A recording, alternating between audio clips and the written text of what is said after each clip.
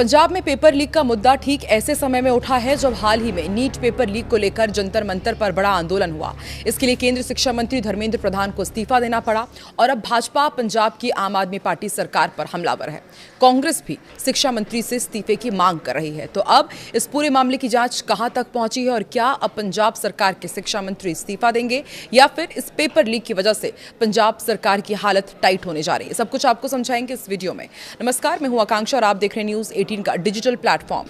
Paper leak पर CJP protest हुए अभी हाल ही में कुछ समय हुआ है और एक बार फिर से ये मुद्दा गर्म हो गया है।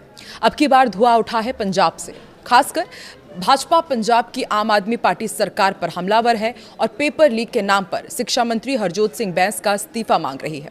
भाजपा नेताओं ने आम आदमी पार्टी पर दोहरा मापदंड अपनाए जाने का भी आरोप लगाया। अभिनेत्री श्वेता तिवारी ने भी अभिजीत दीपके का वीडियो शेयर किया और पूछा कि पंजाब के एजुकेशन मिनिस्टर का इस्तीफा कब होगा। पंजाब में पेपर लीक का मुद्दा ठीक ऐसे समय में उठा जब हाल ही में हमने देखा कि नीट पेपर लीक को लेकर के कितना बड़ा आंदोलन हुआ है। इसके लिए केंद्रीय शिक्षा मंत्री धर्मेंद्र प्रधान ने इस्तीफा भी दिया। मामले में घिरी बीजेपी अब आम आदमी पार्टी पर हमलावर है। बीजेपी नेता सवाल कर रहे हैं कि अगर केंद्रीय मंत्री पर जवाबदेही का सिद्धांत लागू होता है तो आखिर पंजाब के शिक्षा मंत्री अपनी जवाबदेही क्यों नहीं मान रहे हैं। पूरा मामला क्या है आपको ये भी समझाते हैं। दरअसल पंजाब के स्वास्थ्य एवं परिवार कल्याण विभाग द्वारा फार्मेसी अफसरों की भर्ती के लिए 17 जुलाई को एक रिटन एग्जाम आयोजित किया गया था और इस दौरान फरीदकोट में Baba Farid University of Health Sciences के नकल का मामला पकड़ाया गया। यूनिवर्सिटी के रजिस्ट्रार डॉक्टर अरविंद के मुताबिक ये ब्लूटूथ से नकल किए जाने का मामला था। इससे पहले यूनिवर्सिटी के सचल दस्ते ने पकड़ा। इसके बाद इनपुट के आधार पर 28 और संदिग्ध हिरासत में लिए गए। इसके अलावा 7 सरगना भी पकड़े गए थे जिन्हें इस नकल रैकेट का संचालन करने वाला बताया गया था। विपक्षी दल ये दावा कर रहे हैं कि सिर्फ नकल का नहीं बल्कि पेपर लीक का मामला है और पंजाब के शिक्षा मंत्री को इस्तीफा देना चाहिए। मामले में पंजाब पुलिस का दावा है कि काउंटर इंटेलिजेंस विंग ने संयुक्त अभियान चलाकर अंतर्राज्यीय नकल गिरोह का पर्दाफाश किया है। ये हाईटेक उपकरण की मदद से नकल करवाते थे। इनसे बैटरी से चलने वाले 27 वायरलेस उपकरण बरामद किए गए हैं। गिरोह ने अभ्यर्थियों को पास कराने के लिए करीब 3.5 लाख रुपए से 13 लाख रुपए भी वसूले हैं। इस मसले पर पंजाब के शिक्षा मंत्री हरजोत सिंह का कहना है कि पंजाब की 4 साल की सरकार में एक भी पेपर लीक का मामला नहीं सामने आया है।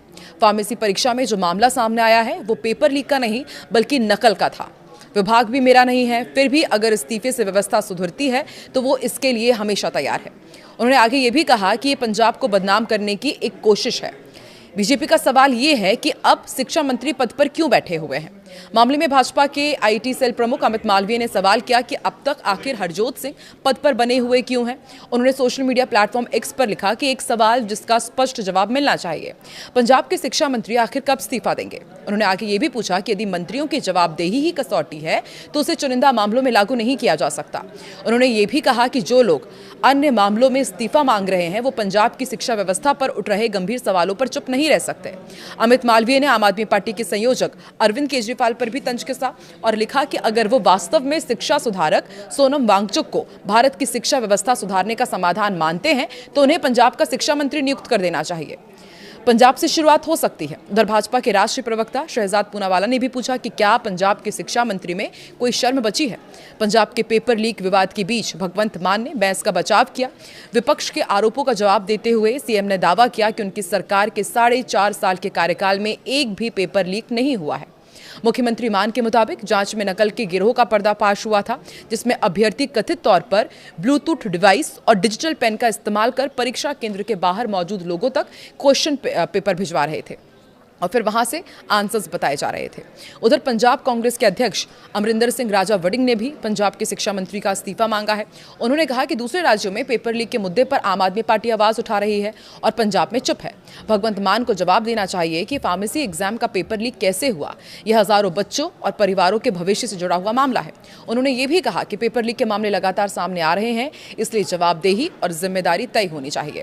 वहीं पंजाब में सामने आए इस पेपर लीक मामले पर कांग्रेस जनता पार्टी के संस्थापक अभिजीत दीपके का भी बड़ा बयान आया। उन्होंने कहा कि उनकी टीम इस मुद्दे पर भी रणनीति तैयार कर रही है। उन्होंने कहा कि आंदोलन खत्म होने के तुरंत बाद अगला कदम तय किया जा रहा है और जल्द ही इस पर विस्तृत जानकारी दी जाएगी। साथ ही उन्होंने छात्रों के खिलाफ दर्ज मामलों को लेकर भी सरकार से बातचीत जारी रहने की बात बताई। सीजेपी के आगे भी एक्टिव मोड पर रहने के संकेत मिल रहे हैं। पंजाब में कथित पेपर लीक के सवाल पर अभिजीत ने कहा कि हम उस पर भी बात करेंगे, हम अभी इसके लिए प्लानिंग कर रहे हैं। हालांकि उन्होंने इस बारे में कोई विस्तृत जानकारी नहीं दी, लेकिन साफ किया कि संगठन इस मुद्दे को भी गंभीरता से देख रहा है लेकिन जिस तरह से पंजाब सरकार कह रही है कि पेपर लीक का मामला नहीं बल्कि नकल का मामला है, लेकिन सोचिए हाईटेक उपकरण के जरिए किस तरह से फार्मेसी के पेपर में नकल कराई जा रही है कि अंदर बैठ करके जो छात्र एग्जाम्स दे रहे हैं वो ब्लूटूथ के जरिए और इलेक्ट्रिक पेन के जरिए बाहर खड़े लोगों तक क्वेश्चन पेपर भिजवा रहे हैं।